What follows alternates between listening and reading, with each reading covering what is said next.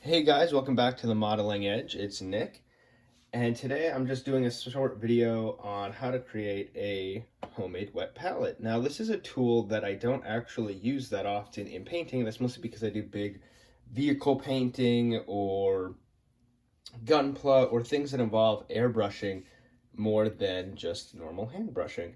But I was making a video for my patrons over on Patreon on how to paint figures. And so I thought, why not make a video how to make just a simple wet palette? And that is because a wet palette is an incredible tool for any type of figure painting, whether it be military, Warhammer, any scale. It's really useful, and that's because it keeps the acrylic paint hydrated.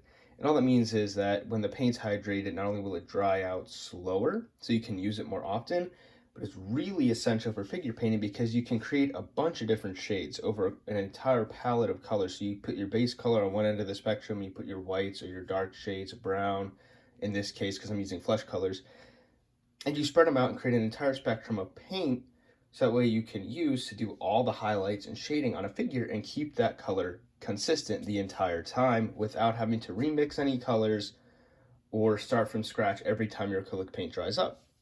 And that's what makes a wet palette, sorry, so useful. And it's actually really easy to make one just for basic figure painting. I know you can buy some, or people that do a lot of figure painting will get professional ones because they need it all the time.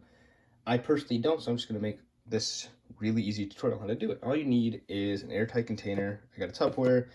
You need parchment paper or a semi-permeable membrane. Parchment paper works. Wax paper won't work, obviously, because it won't let water through. And then a sponge, and I'm just using a folded paper towel. And all you're going to do is just, it's super simple.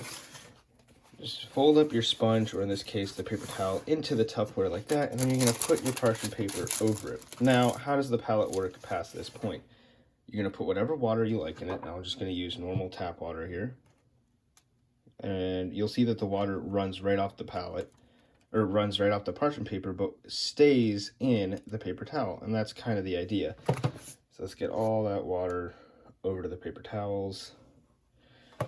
Push that down, and you can see it's now, the parchment paper is wet, but not soaking wet because that would dilute the paints. It's just wet enough that now I can put paints on there and paint with them.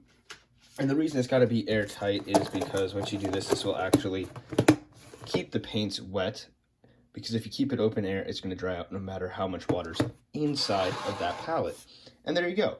There's a really fast, easy way that you at home could make a wet palette if you are painting figures of any kind, or if you like to brush paint your miniatures. I know some people really like to brush paint small scale aircraft or small scale armor as opposed to using an airbrush.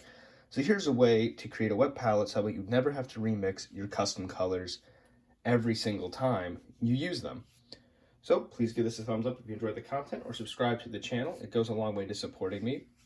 Or, like I mentioned earlier in the video, please check out my Patreon page. I will leave a link to it in the description below, where I'll be putting up my figure painting tutorial in the next few days using this wet palette. So as always, thank you so much for watching, and I will see you next time.